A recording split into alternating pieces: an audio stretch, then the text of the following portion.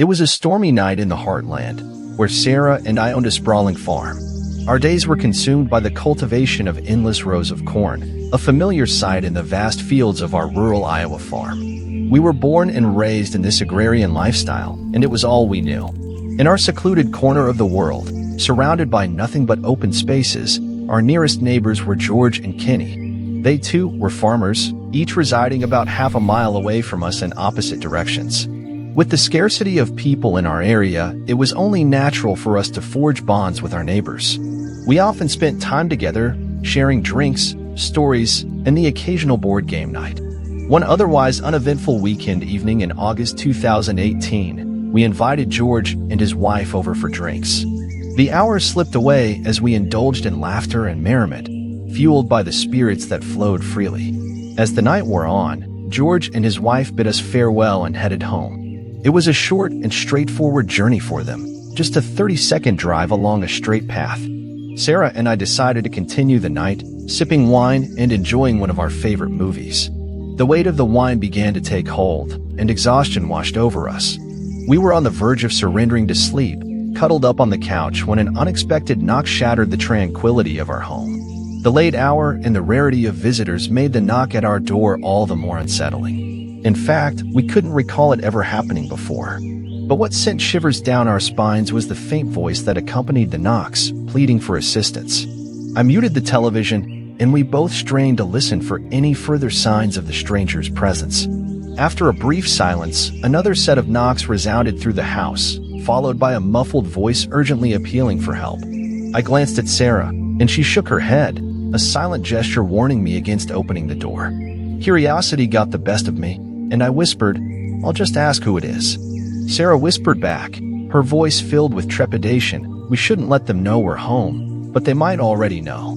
Moving cautiously towards the door, I called out, "Who is it?" The voice on the other side responded, "Oh, thank God. Can you please open up? We're lost." I pressed for more information, asking, "Who's we?" There was a moment of silence, and then the voice responded, "My wife and I." Doubt began to creep into my mind, and the voice sounded peculiar, as if someone was attempting to disguise their true identity. I chuckled nervously, suspecting it might be George playing a prank. "George, is that you?" I asked, hoping for a familiar voice to alleviate the tension. The response came, but this time in a slightly deeper tone. "Yeah." Relief washed over me, believing it was indeed George. However, I hesitated to open the door without confirmation. A late-night visitor claiming to be lost was not a common occurrence in our neck of the woods. It was cause for alarm. "Prove it," I said, my voice trembling. "What's your wife's name?" The voice paused and then uttered, "That's a trick question." Suddenly, a sinking feeling enveloped me, as if I had stepped into a trap. I glanced at Sarah, and her face mirrored my growing fear. I swiftly grabbed my phone and dialed George's number. As I waited for him to answer, Sarah urged me to contact the police. Just as I was about to explain the situation to George, he picked up the phone. I wasted no time and asked, "Are you at my front door right now?" His response was quick and clear, "No." "Why?" A surge of adrenaline coursed through my veins. I relayed the alarming events unfolding outside our door, and George promised to rush over immediately. We ended the call, and the gravity of the situation sank in as we realized the true danger that lurked in the darkness. The knocks resumed, growing louder and more insistent. Filled with a mix of fear and anger, I yelled, "I have a shotgun, and I'm not afraid to use it. Leave now." The voice on the other side retorted, "We're just trying to use a phone. That's all we need." Sarah, already on the phone with emergency services, relayed our dire situation. However, in our remote location, it would take a considerable amount of time for an officer to arrive. Meanwhile, the sound of footsteps reverberated on our wooden deck, encircling the house. Multiple pairs of feet echoed through the night, stopping at one of our windows. Fear consumed us as we heard the intruders attempt to pry open the window, shrouded by the closed blinds. Sarah's voice quivered as she screamed, "Leave us alone."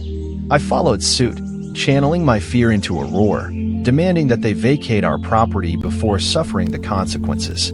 In a desperate bid to protect ourselves, I rushed upstairs to retrieve my shotgun from the closet. Time seemed to stretch as I sprinted back downstairs, my heart pounding in my chest.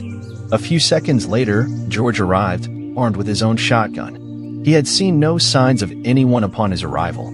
Together, we stood vigilant, waiting for the police to arrive. The minutes felt like an eternity, each passing second amplifying our anxiety.